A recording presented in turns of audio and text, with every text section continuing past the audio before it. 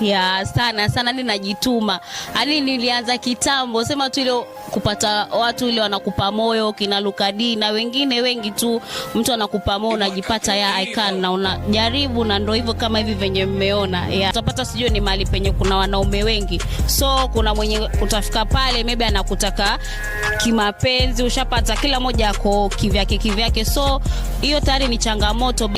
Then Mtalibani ni mtu anakujaga studio pale most of the time, so alivofika pale tukaelewana, tukaongea hivyo mimi na yeye tukaelewana na akafanya hiyo.